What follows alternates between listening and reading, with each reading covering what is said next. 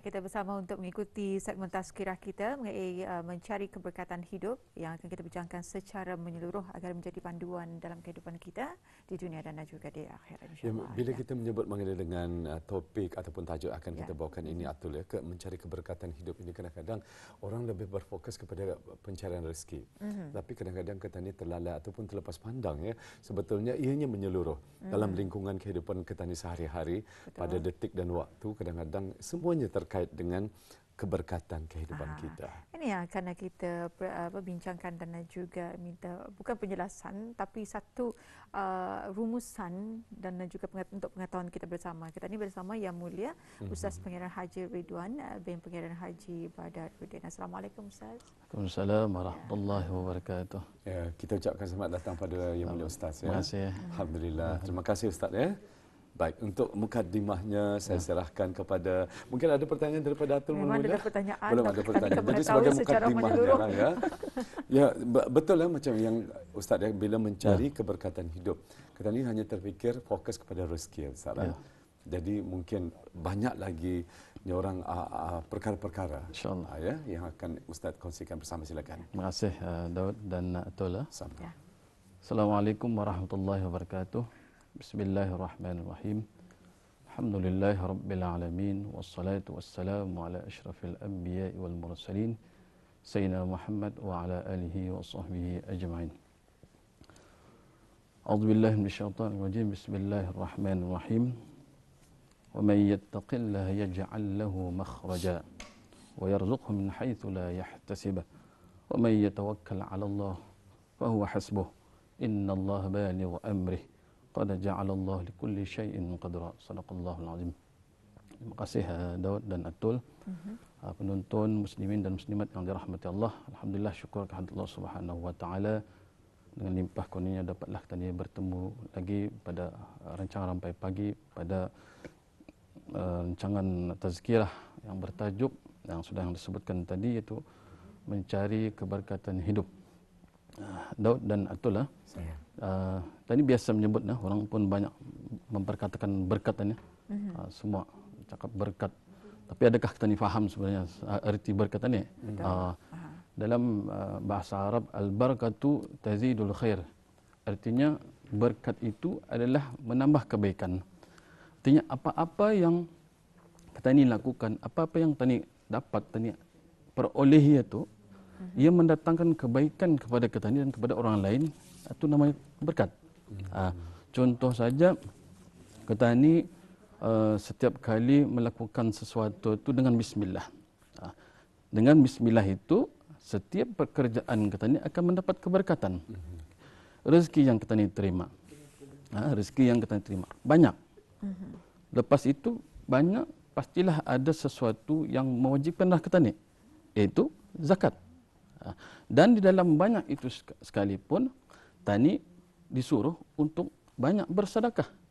Jadi di sanalah apa yang disuruh itu akan mendatangkan keberkatan kepada kita, khususnya kepada diri kita sendiri, dan memberikan kebaikan kepada harta benda kita ni, supaya ia hendaknya kita ni berkurangan dan juga hilang, kadang-kadang hancur dan juga hilang dan binasa, disebabkan kita ini lupa akan erti keberkatan itu. Jadi keberkatan itu sendiri, apa saja yang berkaitan dengan kebaikan, jadi ia diertikan dengan keberkatan. Dalam kita ini berkeluarga, ada porak-peranda dalam keluarga kita ini. Jadi itu juga sebenarnya apa saja kebaikan lah. Katanya ada ilmu, tapi ilmu itu kita ini ajarkan arah orang lain, bukan untuk menyesatkan. Dan banyak lagi lah yang perlu kita ni katakan di dalam kita ni memperkatakan keberkatan itu. Jadi syarat juga untuk kita ni berkat ini ialah, pertama sekali ialah beriman kepada Allah Subhanahu wa taala, dan yang kedua bertakwa kepada Allah Subhanahu wa taala. Sebagaimana firman Allah Subhanahu wa taala dalam surah Al-A'raf ayat 96, A'udzubillahi minasyaitonir rajim. Bismillahirrahmanirrahim. Walau anna ahlal qura amanu wattaqau lafatahna alaihim barakatin minas sama'i wal ard. Shadaqallahul azim.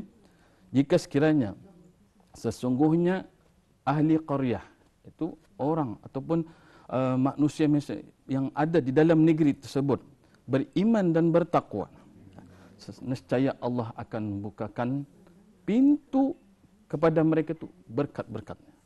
Itu daripada langit dan juga daripada keluar daripada bumi. Jadi syarat di sana itu juga itu mesti kita ni beriman dan juga bertakwa, barulah keberkatan itu akan datang dan juga sentiasa kita ni terima keberkatan tersebut. Wallahu a'lam. Ya, kadang-kadang mungkin sedikit Atul ya, saya pinjam masa sedikit. Ada saya pernah terdengar ada yang berdoa, katanya antara doa yang dipanjatkan adalah, ya Allah Tuhanku, berikanlah ataupun anugerahkanlah pada kami umur yang panjang dengan keberkatan. Jadi maksudnya apa tu Ustaz? Ya, mungkin dapat diuraikan sedikit. Cantik soalan itu. Ya. Kata ini penonton selalu berdoa untuk umur panjang. Tetapi kita ini lupa dalam doa itu perlu kita ini selitkan juga dalam berdoa itu meminta untuk umur panjang dan di hujungnya itu umur panjang dan sentiasa taat kepada Allah dan beriman kepada Allah dan beribadat kepada Allah. Itu yang penting sekali. Kita ni banyak panjang umur kita ni, kalau kita ni berbuat maksiat, berbuat dosa itu adalah orang yang paling rugi. Panjang umur tetapi tidak taat kepada Allah, berbuat maksiat kepada Allah adalah orang-orang yang rugi. Jadi yang kata ni doakan tadi itu seperti yang tadi katakan tadi itu sentiasa berdoa untuk panjang umur dan sentiasa taat kepada Allah Subhanahu wa taala. Baru ia dalam keberkatan. Jadi di sanalah kita ni panjang umur kita ni, amal ibadat sentiasa kita ni lakukan, harta yang kita ni ada tu kita ni infakkan kepada yang memerlukan, dan keluarga dalam keadaan tenang dan bahagia, dan jiran-jiran juga happy dengan kita ni. Jadi itu semua adalah mengundang keberkatan kepada kita ni. Allah faham. Jadi bagaimana sekiranya dalam melaksanakan tugasan kita ni? Keberkatan dalam kita melaksanakan tugasan. Apakah antara yang boleh kita nampak sebenarnya? Tadi bertugas, selama ini bertugas. Selesai tugas, tadi dapat membawakan tugasan berkenaan, jadi atutah tugasan tadi. Tapi di mana sebenarnya terletaknya keberkatan dalam tugasan kita ni? Ataupun cantik soalan itu. Kadang-kadang tadi lupa sebenarnya. Memang cantik-cantik lah Ustaz. Insya-Allah cantik-cantik. Alhamdulillah. Jadi dalam tadi memperkatakan keberkatannya terlalu luas. Tadi itu termasuk juga tadi itu dalam tadi bekerja. Contoh saja kita ni ada masa yang ditentukan oleh kita ni 7.45 kita ni masuk dan 12.15 kita ni balik berehat. Dan selepas 1.30 dan sampai 4.30. Semua itu adalah yang kata ni ketentuan peraturan kita untuk kita ni perlu ikuti. Jadi di sana juga kalau kita ni mengikuti, jadi akan lahirlah katanya itu sebenarnya patuh dengan peraturan. Dan dia yang mendatangkan kita ni happy dalam pejabat itu. Dan tadi pun ada beberapa orang kata ni bersengketa dengan orang-orang lain. Dan juga di samping itu juga dalam kita ni datang ke office itu untuk meraih lagi keberkatan, sebelum kita ni memulakan apa saja pekerjaan itu, kita ni mulakan dengan baca Al-Quran. Jadi sebelum tadi memulakan apa-apa yang tadi anukan kerjakan itu, jadi ada baiknya tadi ada masa. Kalau tadi datang pukul 7 pagi, tadi ada masa. 7.45 baru start. Jadi pukul 7 pagi itu tadi mulakan dengan apa yang kita ni membaca Al-Quran dan selepas itu doa dan selepas itu sembahyang duha.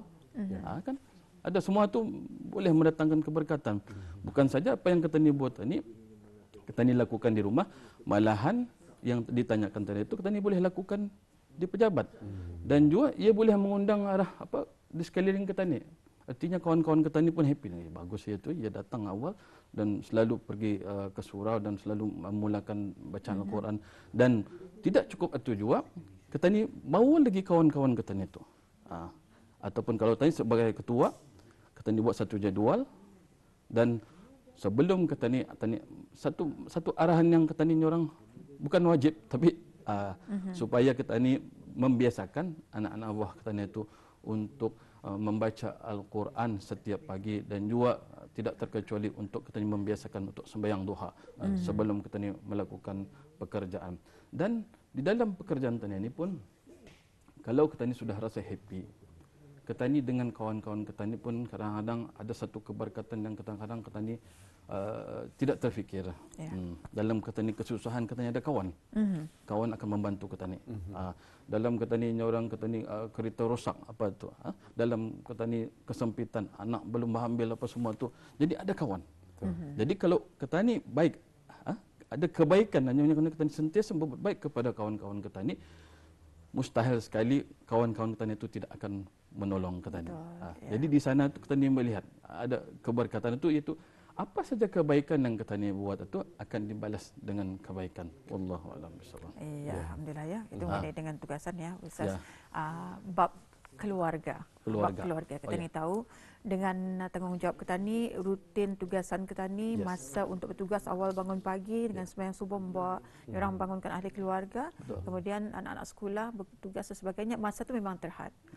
Okey. Jadi bila sebenarnya masa yang ketani tahu yang ada keberkatan dalam kehidupan ketani berkeluarga, terutama sekali dalam harian, rutin harian ketani? Yang atau sebut itu sudah ada salah satunya keberkatan. Artinya ketani bangun, bukan ketani seorang saja yang ingin melakukan ataupun melaksanakan pagi sembahyang subuh. Bukan ketani saja, tapi ketani banguni isteri semua ketani, ahli keluarga, anak-anak ketani semua itu. Jadi di sana sudah ketani membantu ahli keluarga ketani untuk sama-sama berbuat kebaikan. Itu sama-sama untuk ketani bersembahyang jemaah subuh. Ketani tahulah, fahamlah kalau ada anak-anak kecil-kecilnya, yang kecil lah yang selalu 10 tahun, 8 tahun tu kena ketani orang Brunei lihat bahkan dibangun. Lihatkan bangun. Apalagi kalau hari Jumaat dan hari Minggu. Betul. Lagi payah ketani. Ia pun tahu. Bertambah lihat, tambah lihat. Dan ketani pun susah. Macam mana? Sehingga kan kadang-kadang kalau sampai ketani, tani angkat, terpaksa ketani angkat anak itu untuk pergi dudukkan ke bilik mandi. Jadi di sana ketani sudah secara langsung membantu. Dan anak-anak ketani ini, ia secara langsung dalam ketani mendidik anak-anak ini, ia kadang-kadang tidak cukup dengan ketani bercakap saja. Dengan teguran. Dengan teguran nasihat, ya? Ia nasihat ini ia kadang kurang minat sikit. Betul. Ia macam dimarahi. Benar. Mesti buat ini, jangan buat ini. Semua macam. Jadi banyak arahan. Banyak arahan. Jadi yang lebih berkesan sekali ialah akhlak ketani. Apa yang ketani buat itu sebenarnya diperhatikan oleh anak-anak. Betul. Betul? Betul. Jadi anak-anak akan merhatikan ketani. Anak bapa ni selalu alhamdulillah baca Quran, sembahyang, sembahyang tahajud, sembahyang doa, apa semua tu dibuatnya. Ia kadang-kadang berfikir, sebenarnya apa yang dibuat bapa ni untuk apa sebenarnya? Jadi pun berfikir sebenarnya. Berbanding dengan bercakapannya, bercakap ni ia lambat sikit kan mau. Kau mesti mandi awal, mesti buat kerja rumah, mesti berjadual awal. Ia lambat sikit. Karang tepat, Anita, semua nanti tahap masih dalam masa ni dengan iPad, dengan handphone apa tu semua melalaikan bis dia tu. Jadi kadang-kadang ketani melihat ketani itu melihat akhlak ketani ataupun contoh yang ketani buat itu, kadang ia lebih yang ketani berkesan hanya untuk ia mengikut ketani. Maksudnya praktikal atau ya, praktikal. Kadang-kadang ialah kalau di sebaliknya lain pulang ketani suruh kan, tapi ketani dia sembahyang. Itu yang kadang-kadang ia komplain sikit tu. Kalau yang berani bercakap atau berani bercakap memang cakap tu. Memang dia bercakap terus. Kita suruh aku bercakap anunya bersembahyang, tapi kita sembahyang sudah. Itu yang kadang-kadang padas tu. Merah molehnya tu. Kalau menjawab macam tu. Secara ringkasnya rumusan ataupun kesimpulan dalam yang kita bawakan, tajuk kita bawakan dalam segmen tazkirah pada hari ini. Okey. Sebenarnya keberkatan itu penonton dan juga Daud dan Atul.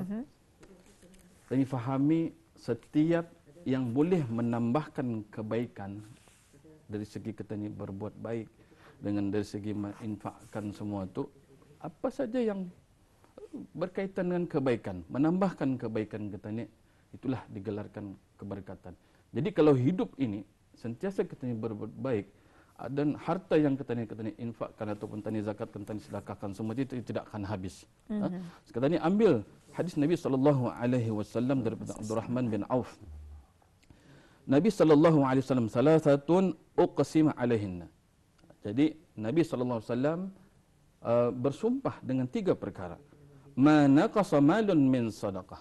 Tidak akan kata ni berkurangan harta itu disebabkan sedekah. Jadi fatasaddaqu. Jadi bersedekahlah kamu. Wala afiya rajulun an mazlimatin.